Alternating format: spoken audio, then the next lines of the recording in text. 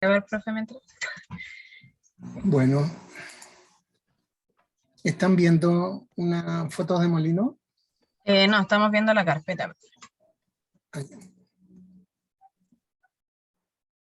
Chim, chim, chim, chim. Tiene que volver a compartir pantalla. Sí.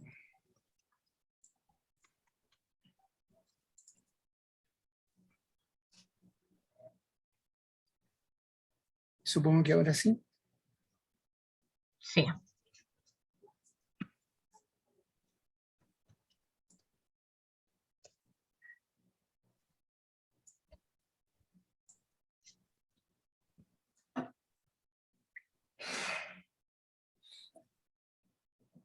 Ya, ustedes tienen en su LOA en este momento, bueno, lo tenían desde un poco antes también, el capítulo 8 del libraco del Kelly, en español, bueno eso. Y tienen también el libro negro de la metalurgia, que es la manera fácil de ponerle el nombre al libraco que escribió Leonardo Gutiérrez con Jaime Sepúlveda.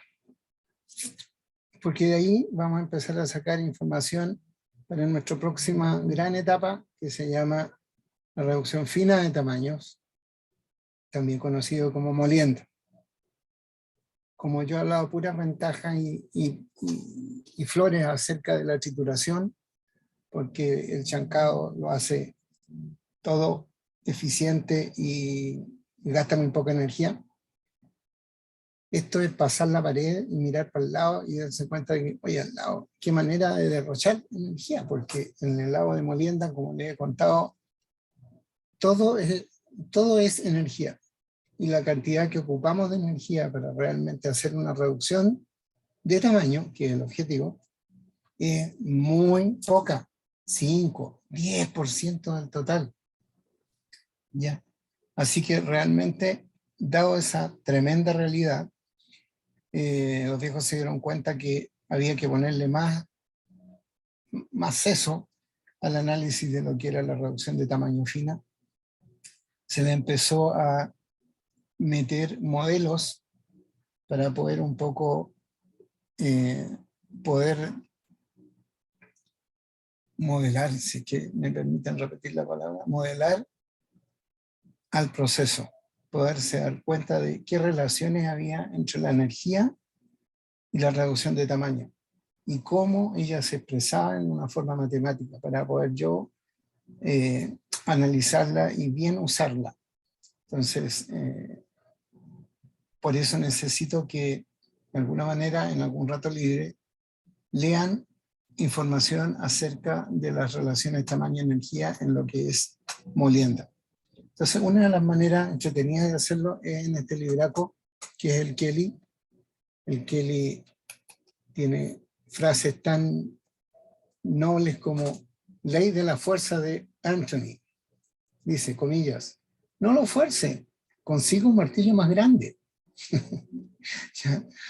Ese tipo de análisis ocasionalmente viene en la entrada de cada capítulo del Kelly. Entonces, aquí están empezando ellos a hablar de lo que es la reducción de tamaño. Entonces, los equipos que se van a ocupar, que son parte de lo que hemos visto. Y esta tablita, por favor, sacarle fotocopia, quedarse con ella, ponerla en el cuaderno, hacer lo que sea necesario, pero intenten verla, entenderla, porque realmente este es un muy buen resumen de todo lo que es el área de trituración, el área de chancado. Entonces, el mundo parte con esta chancadora de aquí, que se llamaba la tipo Blake. Acuérdense que la Blake tenía una excéntrica aquí, y eso hacía de que este brazo, o biela, que se escribe con B larga, subía y bajaba, y eso hacía que esta dirección se acercara o se retrajera, y eso hacía que esta cuestión que pivoteaba aquí arriba, más cara, por así decirlo, el material que había adentro, en contra de una mandíbula fija. Y eso funcionó, pero por un montón de tiempo, un montón de tiempo. Los consumos de energía son bajos, pero el producto es muy, muy variable. muy variable, porque al tener esta sensación de que aprieto, suelto, aquí tengo entonces una descarga de material que puede ser grueso, fino, bueno, nunca fino al gran nivel, pero más fino que el grueso. ¿Ya? Los chancadores nunca son, en este tipo, los chancadores primarios, nunca están en el plan de producir un producto del rango menor que media pulgada. ¿Ya? Simplemente ellos tienen por tarea activar grietas ya presentes desde la tronadura y generar tamaños menores usando esa grieta. Entonces estaba la idea de que con el tiempo, ese fue el inicio, pero con el tiempo fueron cambiando las maneras de, oye, ¿y dónde pongo la excéntrica y dónde pongo el eje propiamente tal? Entonces fueron apareciendo distintos tipos de quijada. Después, la Blake siguió siendo una de las clásicas, por así decirla, pero después partió esta, que es en la actualidad la más frecuente, que se llama de doble balancín, de balancín doble. Porque, ¿qué es lo que hace esto? Esto tiene aquí la excéntrica que estaba ahí, ahora la he puesto acá arriba. Por lo tanto, el movimiento que hace esto es el que está indicado ahí. Esto sube, baja, aprieta, sube, está en esto. Y la contraparte la da esta resistencia que está aquí. Yo, si subo o bajo esta cuña, abro o cierro esa descarga. Entonces, a través de este asuntito, subir o bajar eso, que básicamente, en un principio, lo hacía con un gran tornillo. Ahora en la actualidad eso se hace con fuerza hidráulica. Entonces de esa manera yo puedo subir o bajar, que quiere decir abrir o cerrar la descarga de ese chancador. Por supuesto que llegado un momento de descarga, todo esto que está en negrito es lo que se está desgastando, porque ese es el material que va hacia hacer un elemento de desgaste. Así que todo esto se va desgastando y en algún momento, por más que intente cerrar, como me falta material abiertamente, no voy a poder hacer mucho más. Y dada esa condición, la mayoría de las veces, esa será una condición para decirle, chao chancador, está bueno. En el tiempo también salieron, ya, mi principal lío, y sigue siendo, con la chancadora, estaba que me entregaban un producto grueso, fino, por el movimiento oscilatorio que tenía esa excéntrica. Entonces, un viejo por ahí se le ocurrió la idea de decir, oye, ¿y si hacemos una máquina que en vez de comer libre abajo, tengamos fijo abajo y esté masticando el material arriba? ¿Ya? Porque si ustedes ven, este asuntito, al tener una excéntrica aquí, hace que este material chum, chum, chum, sube y baje, y eso quiere decir que al tener un eje acá, centrado por supuesto, esto se va a mover hacia allá, hacia atrás, de modo tal que siempre el movimiento va a ser como una mandíbula, pero que estoy moviéndolo de arriba. Entonces esa idea que dijeron, ¡oye, qué excelente! Por fin vamos a tener un tamaño estable en la granometría de descarga. Lamentablemente no fue así, porque el material muy rápidamente se atollaba, se quedaba aquí, simplemente no salía. Bastaba que el material tuviera un pequeño porcentaje de humedad para que ese material fino se me compactara y simplemente no corriera. Malo. Eso hizo que lamentablemente las máquinas industriales de esto fracasaron. Así que en algunas partes, como por ejemplo en el laboratorio de metalurgia, de procesamiento de minerales en metalurgia, hay había una de este tipo. Estas máquinas se llaman Dodge, como las camionetas, ¿ya? Y las Dodge entonces únicamente tienen uso en laboratorios metalúrgicos. Cosa buena, que entregan un material en un rango granométrico bastante estable.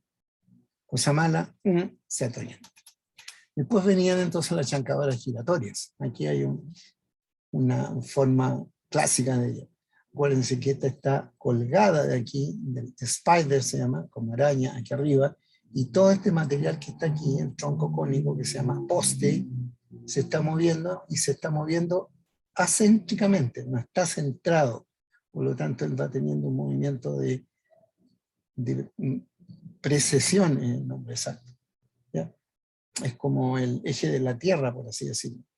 El eje de la Tierra va cambiando con respecto a la línea solar, y de esa manera nos dan las estaciones. Bueno, a este bicho también le pasa algo parecido. Se va cambiando y apretando entonces por distintos lados.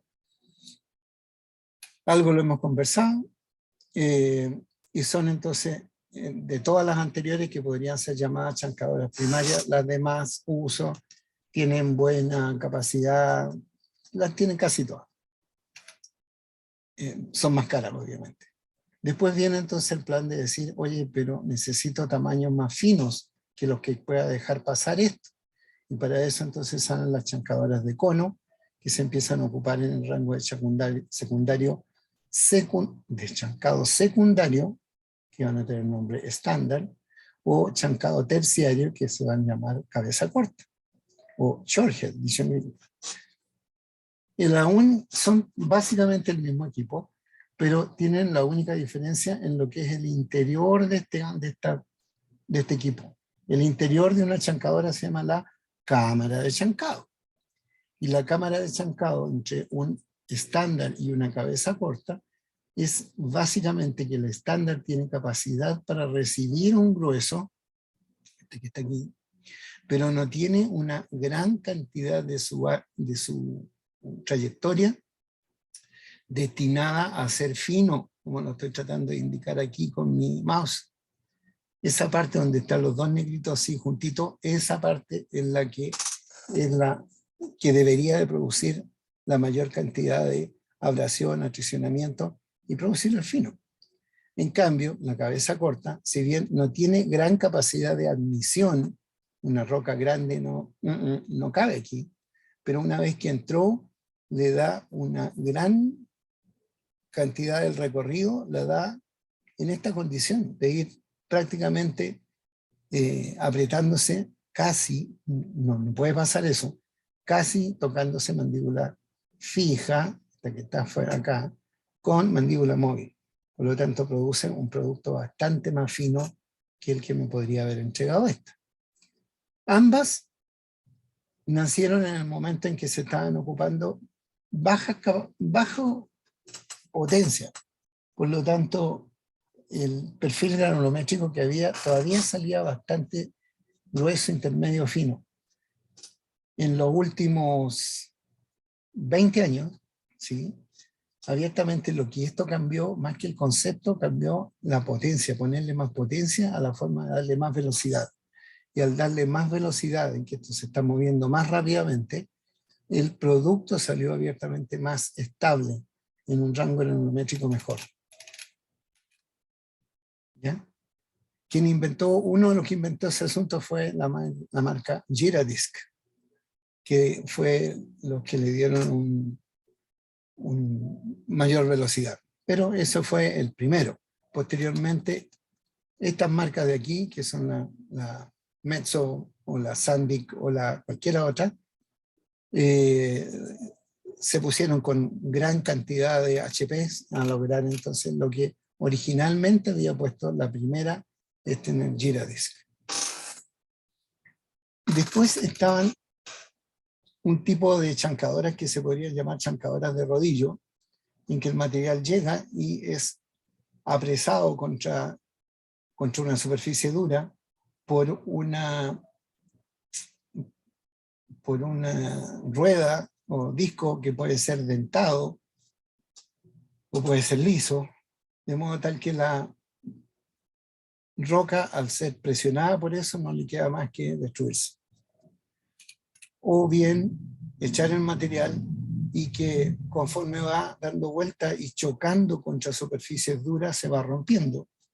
De modo tal que si yo coloco estos martillos, ya no en un disco, sino que coloco la forma de martillo, como matamoscas gigantes, y esto a la forma de un gran mazo, y lo pongo a girar esto a altas velocidades, como por ejemplo 1600, 1400 RPM, un martillazo de eso, entonces desaparece una partícula, una roca, y producen un producto entonces que se destruye internamente, y después de eso llueve ese material fino a través de este tipo de cosas. Hay de diferentes tipos, pero son todas, en todas maneras, son todas llamadas impactores. Los impactores, lamentablemente aquí en Chile no se vendieron mucho por la calidad de rock que tenemos.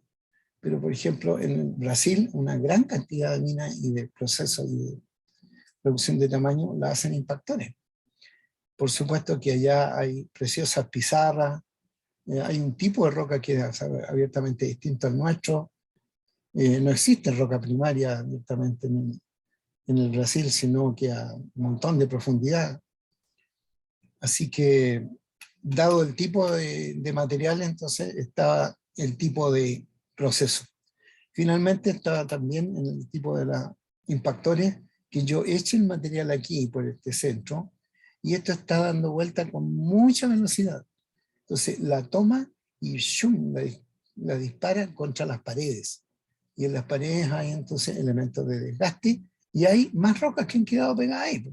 Entonces, conforme a esta la está operando, la tira, la destruye contra la pared, y antes de que esta pueda caerse, ¡pam!, le cae otra y le cae otra. Entonces, de esa manera, tras una sucesión de proyectiles que le están llegando a esta pared, ella va generando entonces el tamaño fin. Por favor, léelo y leer estos detalles que están aquí dando vuelta. Bueno, una chancadora de mandíbula. ¿Cómo se indicaba la chancadora giratoria? Acuérdense que eran un A plus B, en que B era el diámetro de la campana y A era la abertura que había aquí entre la mandíbula fija y el centro del cono.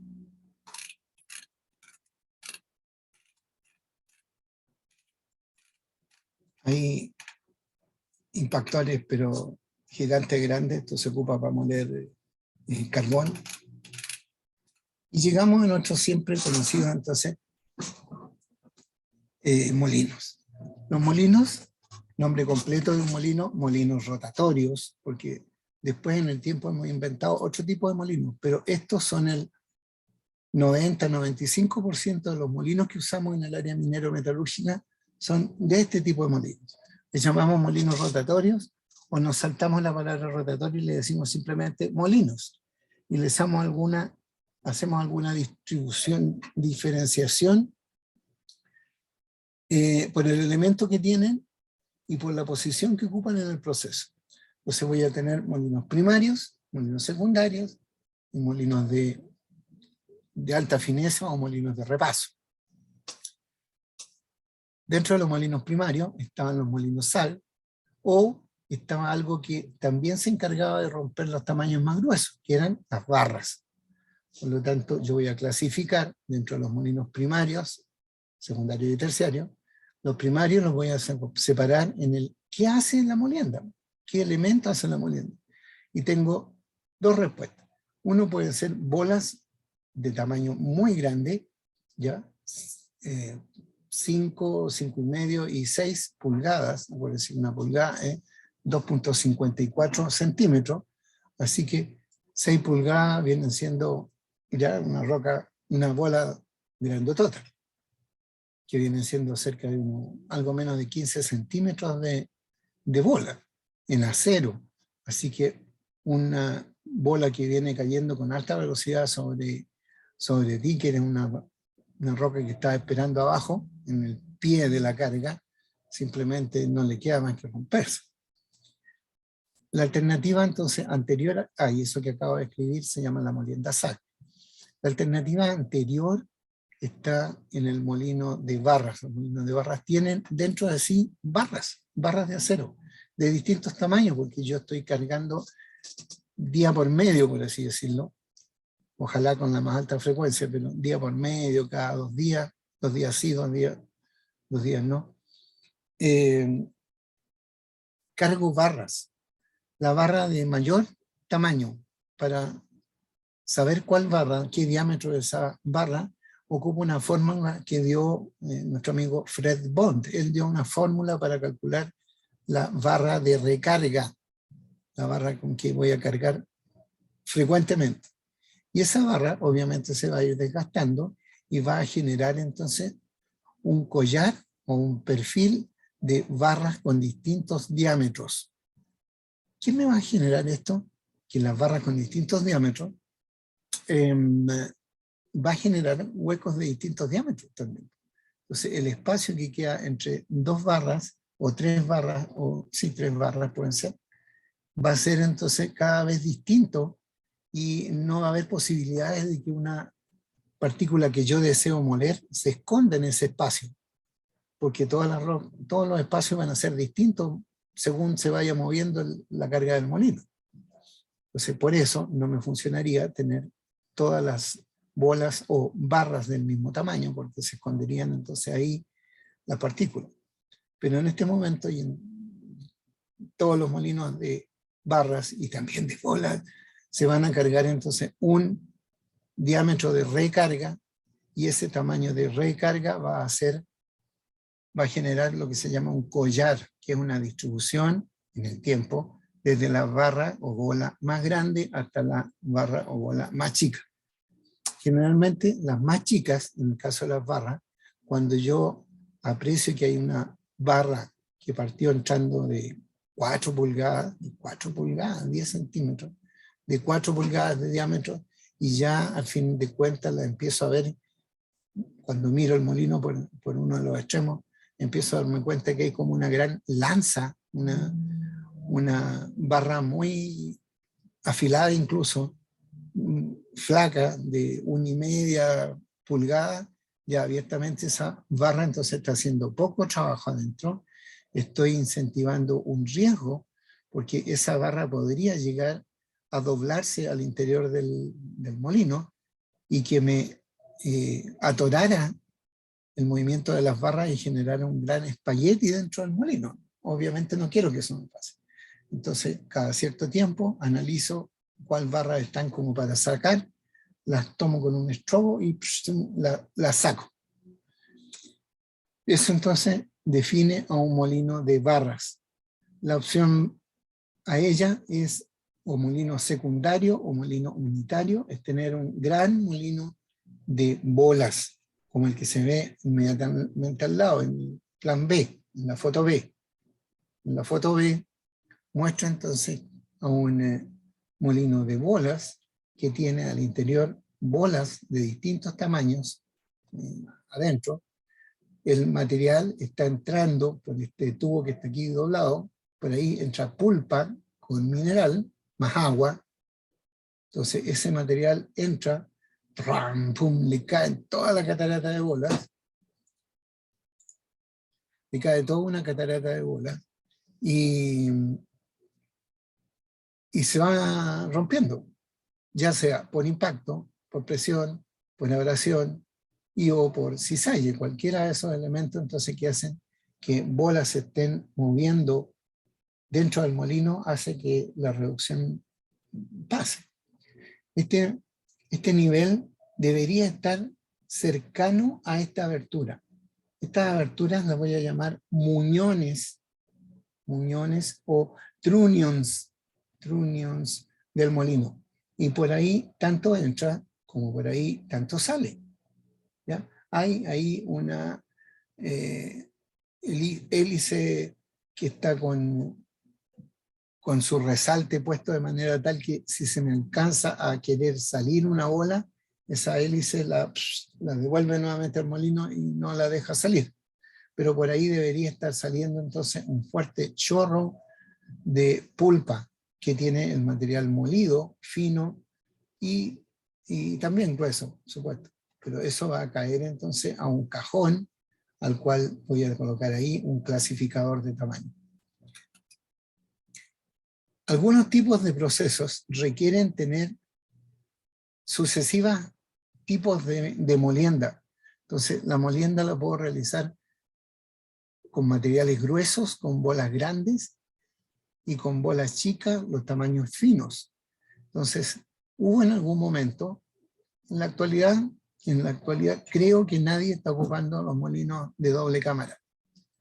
Pero hubo en algún momento el plan de tener molinos así de largos, tal que yo echaba aquí el material más grande, bola más grande se encargaba de darle duro, hasta que lograba pasarlo a través de esta rejilla que está aquí al lado.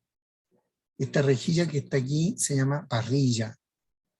¿Ya? La parrilla del molino, entonces, es la que permite, o mejor dicho, es la que no permite que partículas más grandes que esta abertura salgan de aquí. Yo las dejo salir, pero solo cuando tienen el tamaño adecuado para salir. No dejo salir bolas tampoco, porque no quiero que las bolas pasen a una próxima etapa. Entonces, esa parrilla me permite detener el material grueso y hacer pasar solo el material fino. ¿Hacia dónde? Hacia esta otra cámara que tiene o que tendrá bola más chica, encargada de tener más superficie, porque mientras más bolas chicas tengo, más superficie de molienda tengo. Entonces todas esas bolas ahí restregándose van a dar una fineza importante a mi producto y le van a permitir nuevamente parrilla salir si solo si tengan ese tamaño menor que esa parrilla. ¿Ya? Queda C. C es un molino de doble cámara. D son una manera como yo puedo meter materiales dentro del molino. En los molinos chicos eso se llama caracol. ¿Ya? Y el caracol entonces pasaba con este aparatito que tiene la forma de un caracol, pasaba sobre una gran cubeta y en cada cubeta tomaba una cantidad de material y lo metía dentro del molino. Por razones de desgaste, los grandes molinos de hoy se alimentan solo directamente, muy parecido a este tubo, pero con grandes canaletas, por así decirlo, revestidas en acero y goma, que meten entonces el material dentro del molino, junto con las bolas, junto con la cal y mineral más agua a la forma de pulpa. Así que todos entran por esta parte del molino que se llama el trunnion o muñón de alimentación. ¿Ya? Un ejemplo de eso, estos que están aquí. El F, por ejemplo, es un molino también que está recibiendo el material, entrando por este tubo que está aquí al lado. El molino está girando y simplemente después, por altura del nivel de que tanto entra, tanto sale, salen por acá. Este tipo de molino, el que estoy mostrando en F, se va a llamar entonces básicamente un molino de rebalse. De rebalse porque estoy hablando de la manera como sale el material. El material entra y simplemente por altura y por tanto entró, no le queda más que salir. Acuérdense que el molino está dando vuelta.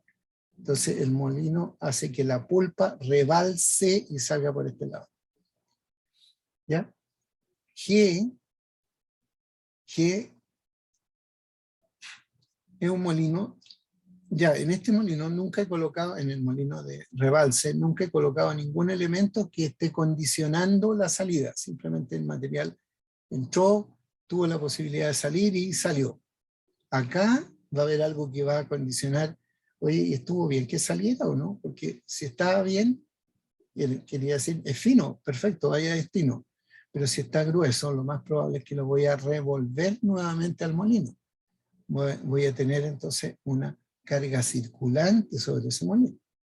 Pero aquí en este otro molino, muy parecido a ese, básicamente igual a ese, aquí alguien ha puesto una rejilla, como esta que está aquí al lado en el molino C, una rejilla.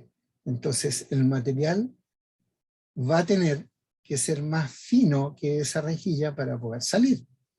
De hecho, a pesar de estar en pulpa, esa pulpa va a salir aquí, y esa pulpa que está aquí va a salir nuevamente hacia afuera del molino, pero la única manera de salir va a ser cuando tú tengas una granulometría menor que la abertura de esta parrilla. Este tipo de molino, entonces, tal como este se llamaba de overflow o rebalse, este se va a llamar molinos de parrilla o de diafragma. Molino de parrilla o diafragma. Entonces todo el material se está moliendo aquí, bolas, mineral, agua, todo eso, pero solo puede salir de modo continuo, porque tanto entra, tanto sale. Va a salir entonces cuando tenga esa abertura menor.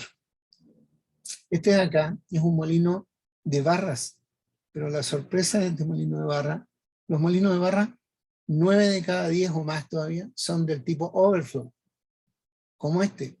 Los molinos de barra, 9 de cada 10 son overflow, de rebalse. Por lo tanto, tienen una alimentación, están las barras, pero aquí donde debería haber, donde alguien le puso otra entrada, debería de haber este mismo tipo de material de salida de overflow, de rebalse. En este tipo de molinos, el material entra, aquí también el material entra, se muele por la acción de las barras y llueve aquí por H. ¿Ya? Ese material entonces hay una canaleta pegada ahí, que es la que recibe una perforación que tiene el molino, de modo tal de que el molino descarga por el centro. Esta descarga por el centro también puede ser puesta a esta aquí en la orilla. Entonces el material entra, se muele, y aquí llueve aquí en la esquina, sale por un extremo. Este de aquí era lo que conversaba yo de los molinos SAG. Un molino SAG es un molino de mucho más diámetro que ancho, mucho mayor diámetro que ancho, son molinos cortitos, por así decirlo, pero de gran diámetro, en que el material entra a un alimentador por una unión de alimentación y cae a un molino que está mucho más vacío que los otros molinos. De modo tal que este molino, cuando da vuelta, levanta la carga y las bolas y la tira con violencia hacia el extremo del frente. Entonces yo veo que tengo un eje por el cual estoy levantando la carga y al otro lado una zona donde estoy impactando con esa carga. Esos efectos de alto impacto básicamente, y por supuesto la presión de tener toda esta carga encima, es la que hace la reducción de tamaño. ¿Ya? Por favor, léalo. Esto es lo que en algún momento yo había intentado contarle a ustedes, de que las barras tienen un efecto de clasificación. Las barras no rompen a las partículas finas, sino que van matando sucesivamente a los más grandes. Si, por ejemplo, si aquí hubiera una partícula de ese porte, abiertamente todas las otras partículas que están chiquititas, que podrían estar aquí también, no les va a pasar nada, porque están bajo la sombra de esta. Entonces primero tengo que romper esta para poder empezar a caer sobre las que están más finas. Ya, por favor, leer eso. En algún momento habíamos hablado que los chancadoras tienen picarrocas. Bueno, ahí hay una picarroca en efecto.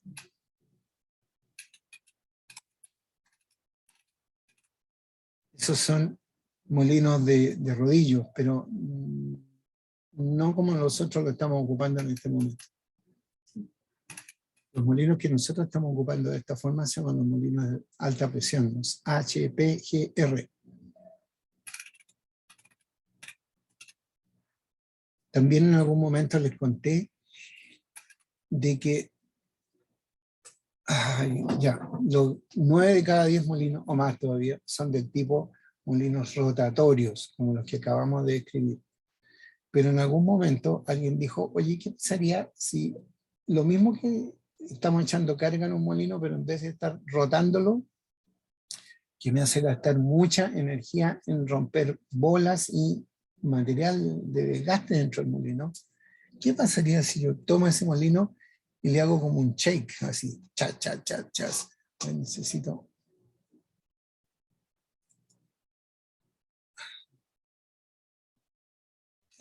¿Dónde estoy? Aquí estoy. ¿Ya? Lo que yo quiero mostrar en un molino vibratorio es que aquí tengo el material que está entrando por un lado, y lo que quiero hacer es esto. Ese es el movimiento de shake que tienen los molinos del tipo vibratorio. nombre comercial de esos molinos se llaman palas, P-A-L-L-A-S, payas. Esos son molinos vibratorios, entonces, que hacen simplemente que el material entre por un lado, salga por el otro lado, pero al medio hay bolas con material, hay pulpa. Pero en vez de estar recibiendo la descarga, el choque de bolas encima, lo que yo estoy es sometiendo a mi material a que permanentemente bolas de distintos diámetros se están chocando entre sí. Entonces la posibilidad de que una partícula justo se haya quedado en el medio y la vayan a chocar bolas entre sí es alta. Entonces esos molinos, si uno les mete valor, por así decirlo, claro, son de consumo específico de energía bastante menor. Bueno, ¿y por qué no lo usamos? Porque tienen baja capacidad, porque ese es el pequeño detalle. ¿Ya? Ese es el pequeño detalle. Estos tremendos pedazos de molino, realmente las capacidades del molino son 50 toneladas por hora. Y eso para el mundo de hoy es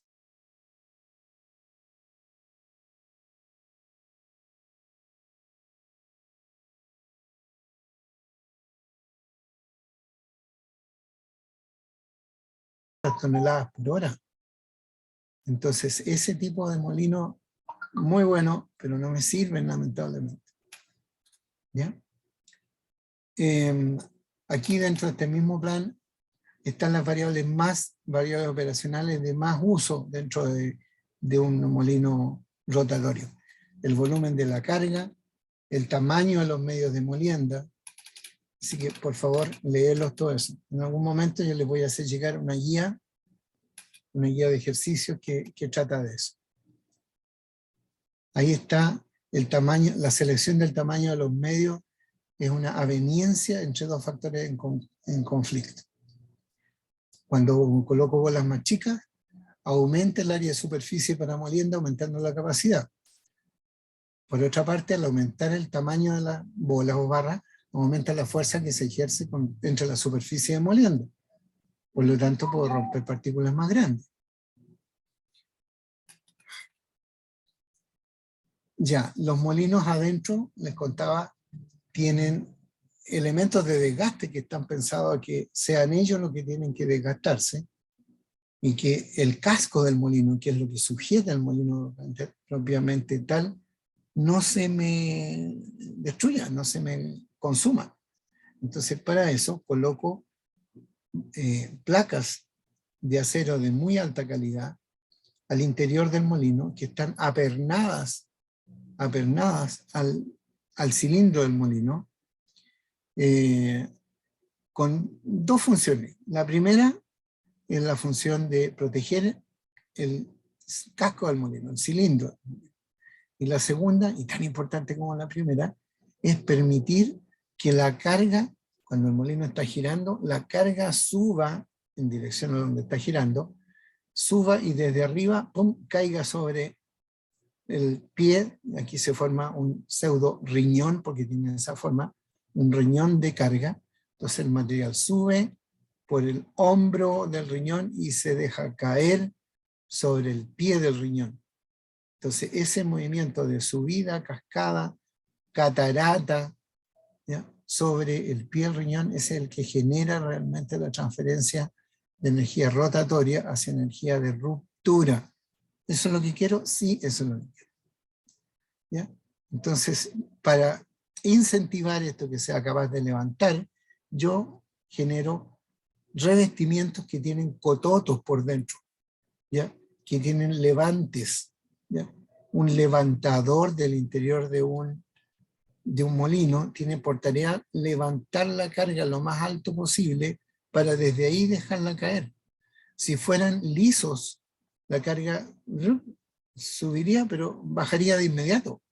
No quiero ese movimiento, yo quiero que haya un elemento de subida o un lugar que empiece a caer, entonces la carga y las bolas sobre los que están más abajo, y los que lograron subir más arriba caigan desde arriba a la forma de una catarata, que quiere decir eventos de alto impacto, sobre el pie de la carga.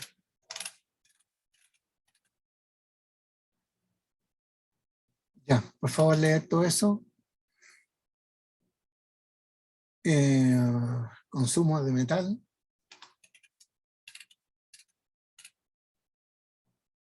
Acción de los medios de molienda.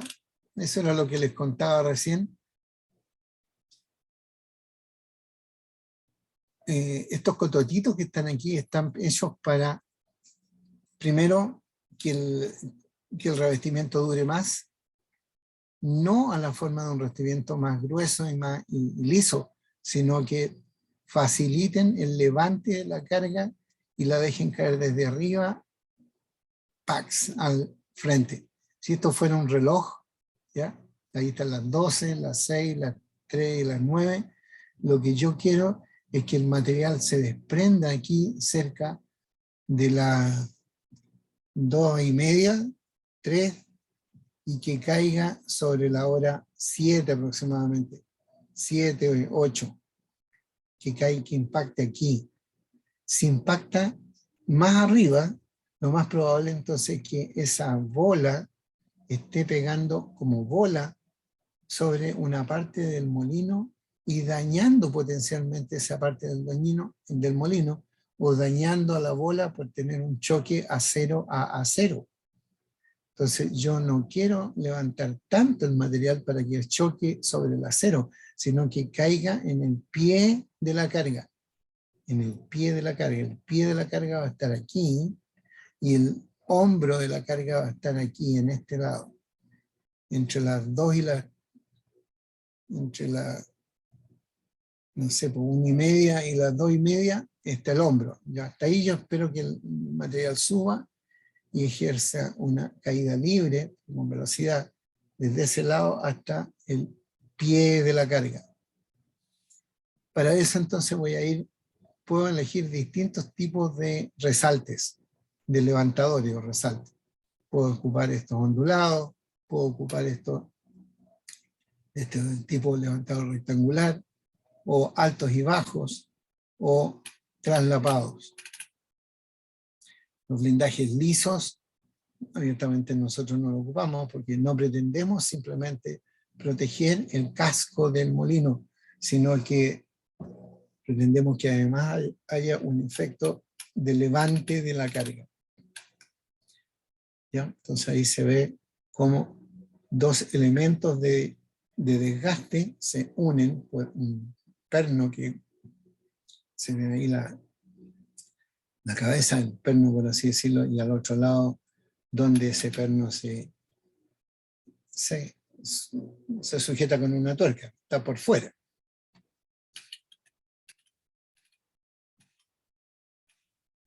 ¿Ya? Ahí hay un efecto del movimiento de la carga.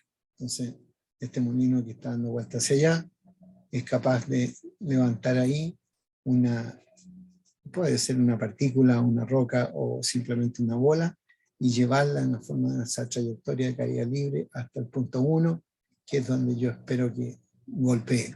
Entonces, ¿qué voy a tener si yo transformo toda esta imagen a cuál es el efecto en el material? Entonces, si yo me estoy moviendo por este lado, voy a tener que el molino se está comportando con un efecto de cascada. ¿Ya? De cascada. Aquí, dentro de toda la carga de bolas, voy a tener que hay un centro de masa que está rotando sobre sí mismo. ¿Ya? Son bolas que están dando vuelta, pero rotando sobre su eje. Ahí voy a tener fuerte abrasión. Y por supuesto la presión, porque todas las bolas están pesando en el plan de apretarse una con otra. Así que por favor, léanlo. Acá lo que yo voy a tener es que el comportamiento del levante de la carga bajo distintas condiciones. Cuando tengo un revestimiento liso o ondulado, o con resalto, o con altos y bajos, o con levantadores rectangulares, pero este mismo comportamiento que me lo dio el tipo de levantador que yo ocupé, también está asociado a la velocidad del molino, ¿ya? Porque la velocidad del molino, en un principio, los molinos eran de una única velocidad. Yo compraba un motor, le colocaba un piñón, a ese motor le colocaba un piñón. Al molino, como lo vimos, tenía también...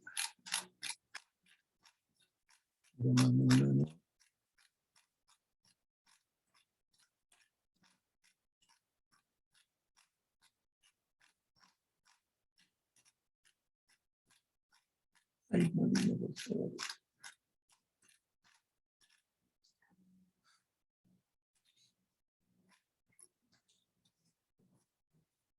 Esto que está aquí es la corona del molino. Esto que está aquí tiene dientes.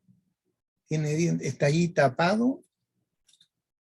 Aquí está tapado por esta protección. Pero al interior de esta canaleta que hay por aquí, hay una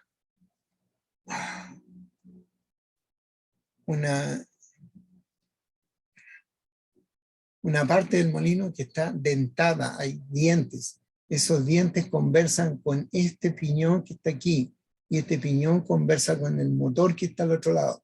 Entonces está el motor, está dando vuelta a este piñón, y este piñón hace mover a la corona del molino,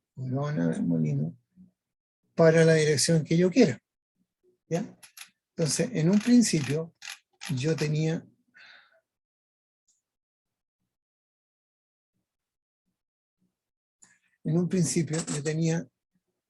mi molino con una velocidad única. Simplemente era la que el motor me daba. Pero posterior empezaron a aparecer la idea de tener VDF, que quiere decir variadores de frecuencia. Los variadores de frecuencia me permiten cambiar la velocidad del molino. Entonces yo puedo operar a distintas velocidades del molino, no olvidándome que mientras más alta velocidad, más energía le estoy entregando al molino. Pero muchas veces esa mayor energía no es necesaria. No es necesaria. Ojo, yo siempre quiero tener la más alta cantidad de energía, porque la energía es lo que mueve. Pero si yo le doy mucha velocidad, al molino le estoy entregando mucha más energía, ¿de acuerdo? Pero podría ser que la zona donde esta partícula o bola está impactando no sea una zona de rendimiento. Si a esta cuestión le doy harta velocidad, esta bola que viene aquí, y en vez de pegar ahí, está pegando acá, lo más probable es que cuando esté pegando aquí, donde está mi mouse en este momento, no sea el mejor punto. ¿Por qué? Porque la carga no está ahí, la carga está más acá, más abajo. Por lo tanto, ahí yo le estoy pegando al molino. No es la idea pegarle bola a molino. Quiero que bola pegue a donde está el mineral, al pie de la carga.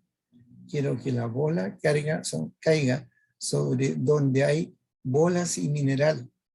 Me encantaría que las bolas chocaran con otra bola que estuviera así de sucia.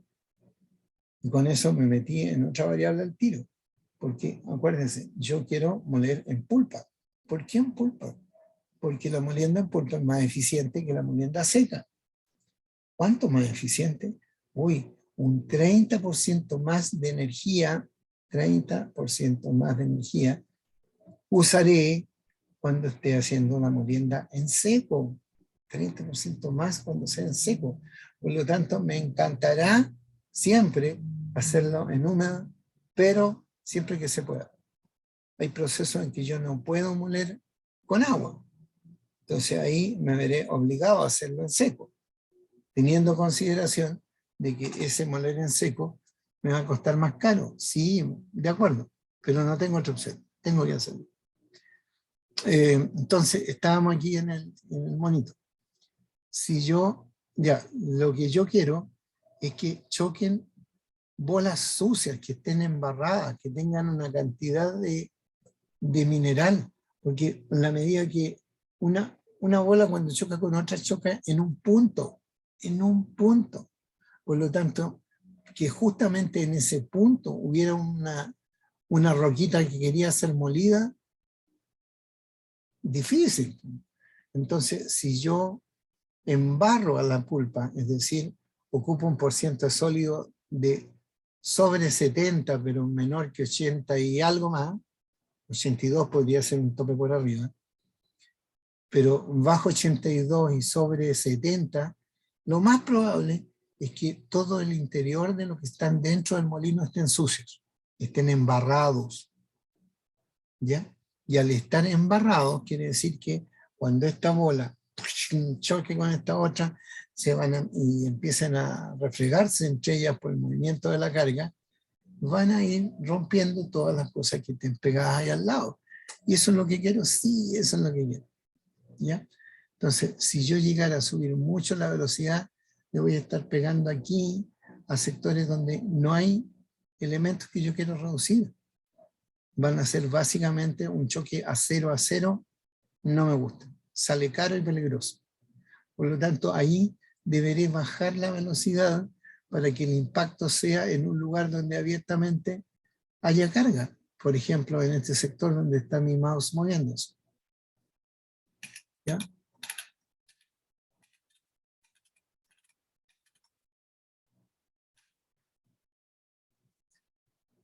Este cuento es simpático. Yo les conté que... yo les conté que más velocidad siempre es más energía, ¿cierto? Por lo tanto, me da la idea que si yo tengo un molino rotatorio y tengo la posibilidad de decir, oye, ¿y yo puedo controlar la velocidad? Sí, me va a decir alguien. Entonces, ya, pues, empecemos a hacer un ejercicio. Entonces, partió el molino a un cierto valor de RPMs y yo notaba que le costaba un poco levantar la carga, le subí más la velocidad, la carga se levantaba y caía, le subía más la velocidad, la carga se levantaba más y caía desde más arriba. Excelente. Entonces fui haciendo eso, de ir subiendo la velocidad para entregarle más energía al proceso. Aquí está en el eje de las Y, energía alimentada al proceso. Y aquí abajo en el eje de las X está el porcentaje de la velocidad, después le voy a leer el apellido, el porcentaje de la velocidad que yo estoy aplicando. Entonces fui subiendo la velocidad, vi que cada vez era mejor, pero en algún momento me pasó algo que pasa, y el mejor ejemplo para contar esto, que pasa en Fantasilandia o en ese circo que anda por ahí dando vueltas, cuando ellos tienen un aparato que se llama el tagadá. Probablemente ustedes han visto el tagadá. Tagadá es un cilindro que tiene pegados los asientos de los que quieren subirse a él por los lados, mirándose entre sí. Entonces uno se sienta aquí, al frente se sienta otra persona y al otro lado todos se sienten en distintas partes. Entonces, cuando el tagadá empieza a dar vuelta, empieza a ejercer fuerza centrífuga porque empieza a subir velocidad. Entonces, toma una cierta velocidad y uno de repente se da cuenta de que este bicho, que estaba partiendo horizontal, empezó a subir, hace estos movimientos. Entonces, cuando empieza a subir, uno está pensando que justamente la chiquilla o chiquillo que está al frente de uno, ¡pum!, se le va a caer encima. No malo o terrible. Lo cierto es que el tagadá en algún momento toma harta velocidad, empieza a subir y uno dice, oye, ¿cómo me sujeto? Porque esta cuestión se empieza a prácticamente a poner en 80 grados, 75 grados, está súper parado. Y sin embargo nadie se te cae encima. ¿Ya? ¿Por qué? Porque estaban todos pegados. ¿Por qué? Por la fuerza centrífuga. Entonces, cuando se llega a esa velocidad, uno dice, este tagadá se ha centrifugado. Centrifugado quiere decir alcanzar una velocidad en que realmente tu fuerza centrífuga es mayor que tu mg, que tu peso. Por lo tanto, cuando estás acá arriba, al estar centrifugado, nada, nadie, ni sea una hormiga, ni sea un elefante, a esa velocidad de centrifugación, nadie se cae, todos quedan pegados en las paredes. A los molinos también les pasa eso. Entonces, si yo empiezo a subir la velocidad, perfecto, fui subiendo y entregando más energía, pero en algún momento, como aquí, de la velocidad, el molino se ha centrifugado. ¿Qué va a pasar con las bolas si el molino se ha centrifugado? Todas se van a quedar pegadas en las paredes. Entonces, si todas las bolas se han quedado en las paredes, también, porque acuérdense que en el ejemplo del Tagadá, estaban todos pegados en su asiento, desde los elefantes hasta los niñitos chicos, todos pegaban así. ¿Por qué? Porque esa velocidad de centrifugación se da independiente de la masa. ¿Ya? En algún momento tú estás haciendo un balance entre la fuerza centrífuga y la fuerza de peso. Y cuando se llega a esa velocidad de centrifugación, la velocidad centrífuga, que es función de la masa, y la peso, que es función de la masa, las m se tarjan, se eliminan y quedan solamente en función de fuerzas. Por lo tanto, cuando esté pasando eso, no va a haber molienda, simplemente van a estar todos pegados a las paredes del molino. Y si están todos pegados a las paredes, ¿qué pasa con la energía? Se va al suelo, se acaba. ¿Por qué? Porque yo estaba tomando energía del molino solamente cuando tenía torque, ¿no es cierto? Y en ese momento, cuando nada cae, ¿tengo torque en alguna parte? ¿Estoy haciendo algún esfuerzo? No, es lo mismo que estuviera el molino vacío. ¿Ya? Porque ha pasado a ser un molino macizo, por así decirlo. No tiene parte para hacer torques. Entonces, de esa manera,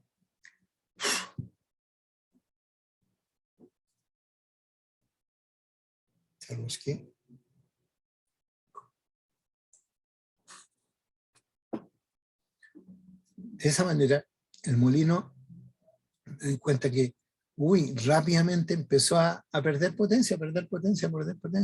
Menos energía. ¿Por qué? Porque realmente estoy centrifugado. Entonces, cuando llego a eso, yo no quiero operar a ese plan. Cuando llego a eso se llama la velocidad crítica. Y los molinos tienen prohibido operar a la velocidad crítica. Por supuesto que con mayor razón es que la velocidad crítica. La velocidad crítica ya es un límite. Por lo tanto, yo no tengo permitido llegar a esa velocidad crítica. Y en los grandes molinos hay que comanda un PLC. El PLC del molino le dice, oiga, ¿y a qué velocidad quiere llevarlo? Yo lo quiero operar a un 82%, un 83% de esa velocidad peligrosa. Entonces, realmente los molinos se operan a un porcentaje de su velocidad crítica. ¿Ya? Lo usual es que ese porcentaje de velocidad crítica esté en el rango de algo más que 80%. ¿Ya? Un 80% de su velocidad crítica. Aquí en Chile, los molinos más rápidos de este lado del mundo son los que tiene Andina, que operaban un 85% de velocidad crítica. Hace tiempo que no hago esa encuesta en el resto del mundo, pero probablemente esos molinos eran más chiquititos, entonces probablemente sigan siendo los molinos más rápidos del oeste de Argentina. Ya, entonces aquí en este monito se muestra eso. Es cierto que mientras más velocidad le pongo, más energía le pongo. Pero cuando me estoy acercando a un porcentaje de velocidad crítica, el molino se me centrifuga. Y si el molino se me centrifuga, no muero. Esa es la solución final. Así que por favor, echarle una mirada a esto.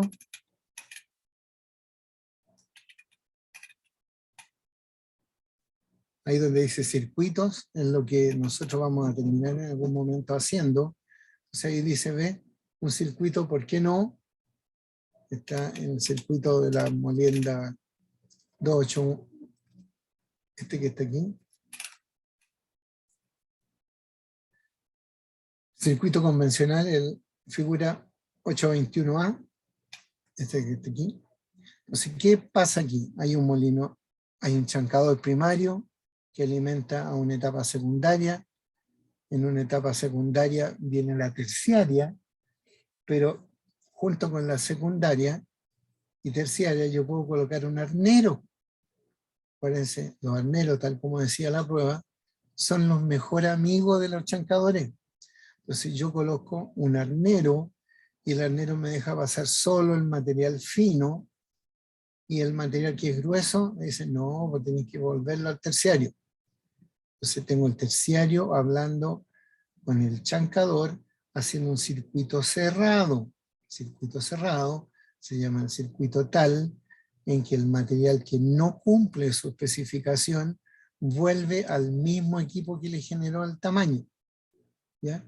Yo aquí pasé por una trituradora terciaria, la terciaria me mandó una criba, en la criba dijo, oye, pero te quedó grande, ¿ya? Entonces, ¿de quién es la responsabilidad? Del terciario, dicen todos. Ya, entonces se lo devolvemos al terciario. Y el material fino, el material fino, bien, pues, lo mandamos a la próxima etapa. ¿Cuál es la próxima etapa? La molienda. Aquí hay un circuito clásico que colocaron un molino de barras, y el molino de barras le da la alimentación a los molinos de bolas.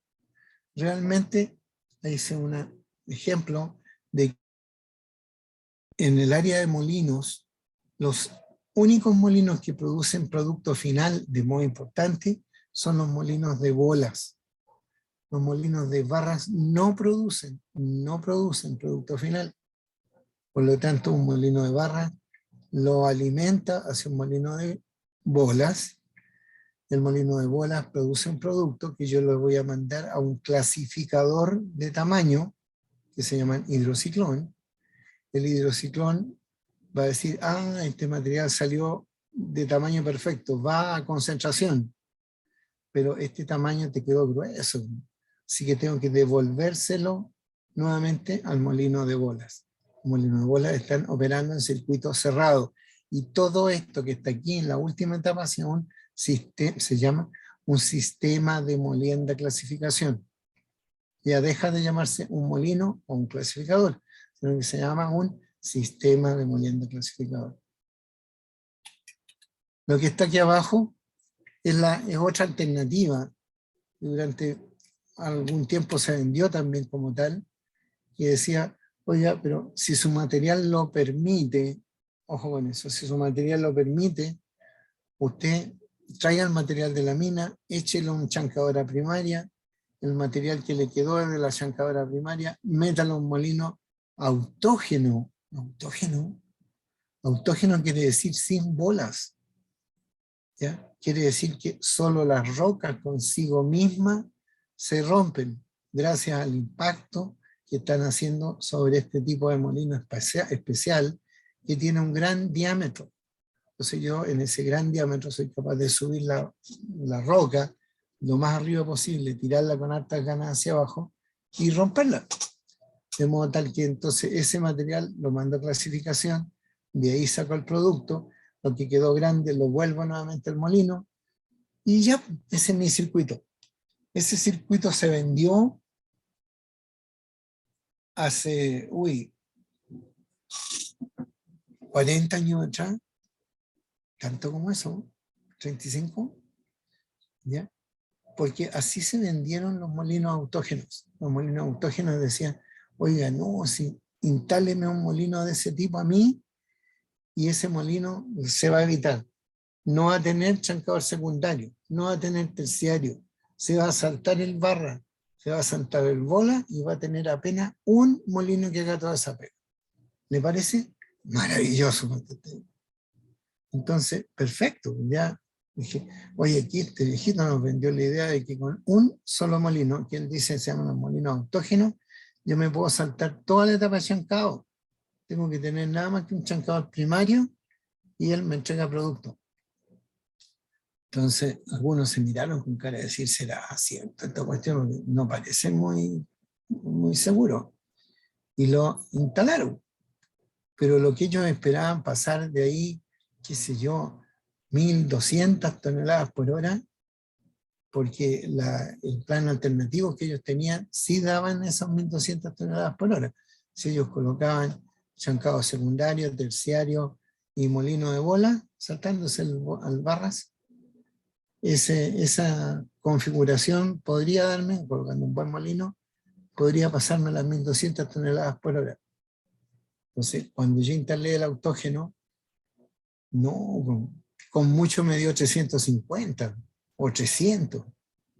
Entonces, malo. ¿Ya? Ese procedimiento me di cuenta que no funcionó. Entonces, a este molino de partida autógeno, no funcionan los molinos autógenos porque requieren tener un material de muy alta dureza, perdón, de muy alta densidad y muy frágil. ¿Quién cumple esa condición? Casi únicamente un mineral de fierro. Un mineral de fierro cumple la condición de tener una alta densidad y además ser frágil. Si yo pesco una gran roca de magnetita o hematita y la tiro contra otra cuestión de acero duro, muy probablemente eso se quiebre. Muy probablemente eso se quiebre. Pero rocas comunes y corrientes, como tan buenas como una andesita nuestra o algo así, no pasan. No pasan. Entonces, ese molino autógeno se tuvo que echar bolas adentro. Y en vez de ser autógeno, al tener bolas adentro, sobre un 6% de bola, en la actualidad 16 a 18% de bola, ese porcentaje con respecto al volumen del molino, entonces un 18% de su volumen interno está lleno de bolas, y bolas generalmente grandes. Entonces, la catarata ya no cae solamente de mineral, sino que de mineral más bolas de acero de alto impacto. ¿Ya? El MB de cada una de esas bolas es altísimo, un masazo de 15 kilos a alta velocidad, ¿no? De todo. Entonces el molino ya no se llamó autógeno, se llamó semi-autógeno. La alimentación de ese autógeno ya no fue solamente un chancador primario, sino que se colocó una chancadora pre-sal, es decir, se colocó una chancadora del tipo secundaria alimentando al molino semi-autógeno. El molino semi-autógeno sacaba un material, pero a la salida del material, de ese material yo colocaba un arnero, una criba, como dicen. Entonces, si ese material me quedaba grueso, yo no se lo devolvía al molino, porque el molino decía, ¿para qué me devolvía esto si yo no sé qué hacer con este tamaño? ¿Ya? Le cambiamos nombres, le pusimos que se iban a llamar pebbles. Los pebbles, igual que la hija de Pedro Picapiedra, los pebbles son un tamaño que genera los molinos de sal, los molinos semi-autógenos, que ellos no saben moler bien. Entonces, pescaron una roca grande, sí la molí. Más grande, sí también la molí. Y esta también. Y en algún momento, cuando llegaron al rango de las 2-3 pulgadas, este tamaño que está aquí, ese tamaño me costaba romperlo, porque este tipo de roquita que tengo aquí es livianita y es resistente.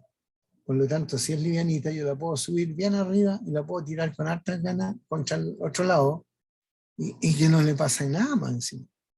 Entonces, ese tipo, como tiene bajo peso por velocidad, bajo momento. Y el momento en la forma de energía que estamos ocupando para hacer la reducción. Por lo tanto, esa roca no se va a romper. Entonces, el molino cuando recibe nuevamente los pelos que había sacado ya diciendo ya, que se vayan, estos viejos están puro molestando. Entonces, ese material que salió del molino, si yo, cuando lo traté de pasar por la criba me dijo, no, este tamaño está muy grande, tenés que comértelo de nuevo.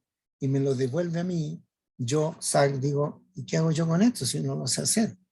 Entonces, para evitar ese problema, se colocó un chancador del tipo terciario que se llamó chancador de Peebles. Y el chancador de Peebles entonces produce un producto en el rango de 3/4 pulgada, por ahí, que es perfecto, pues ya ese tamaño dentro del molino SAG se rompe fácilmente, o mejor aún, ese material que saqué del SAG, que lo pasé por un chancador que es el especialista y se lo envió a un molino de bola, esa es la mejor solución. ¿Ya? Entonces, fueron cambiando de circuito en el tiempo. Entonces, eso que partió en un circuito muy básico con un molino autógeno y un chancador primario, cambió en la actualidad a tener prácticamente toda una planta completa, ¿no? Porque hay, previo al molino SAG, hay una chancadora pre-SAG, hay una chancadora de Pebbles que es post-SAG. La alimentación al SAG se espera siempre que sea muy fina. ¿Ya? Hay una planta que estamos empezando a trabajar nosotros con ella, que se llama Toro Mocho, que está a 140 kilómetros de distancia de Lima, pero 4.500 metros de alto. Esos viejos tienen un SAG gigante grande y que lo alimentan con un 55% bajo una pulgada y un 35% bajo media pulgada. O sea, qué material grande. Todo el material es así de fino. ¿Qué otro ejemplo más? Escondida, BHP, también en su molino SAG, que es un bicho inmenso, capaz de pasar 7.000 toneladas por hora. 7.000 toneladas por hora. También recibe una cantidad de finos, pero espectacular, puro fino. Entonces, cuando uno le pregunta, oye, ¿y este molino para qué lo querés? Si está recibiendo solamente material fino. Es simplemente porque ese es un gran homogenizador que le reparte después tareas a los molinos secundarios, que son molinos de bolas. Molinos de bolas que pueden ser tan grandes, dada la capacidad del molino SAG, tantos como, bueno, gigantes en energía y en porte, pero pueden ser tantos como 3 molinos o hasta 4 molinos, como tiene, por ejemplo, Escondida. ¿Ya? Así que, ya, quiero que grandemente le echen una mirada a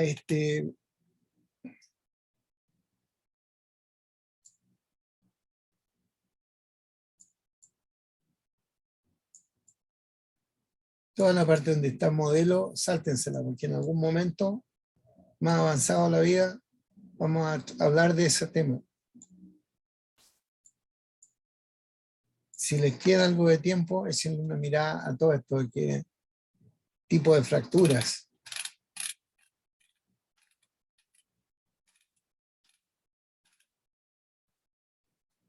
¿Ya? Así que por favor, echarle una mirada.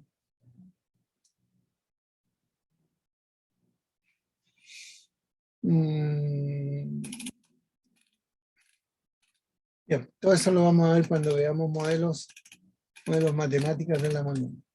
Así que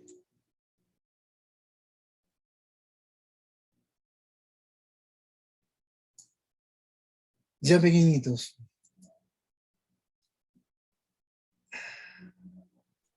Ya, profe, muchas gracias. Que lo vaya bien. Muchas gracias por estar conmigo. Ahora quiero... Chao, profe, que esté bien.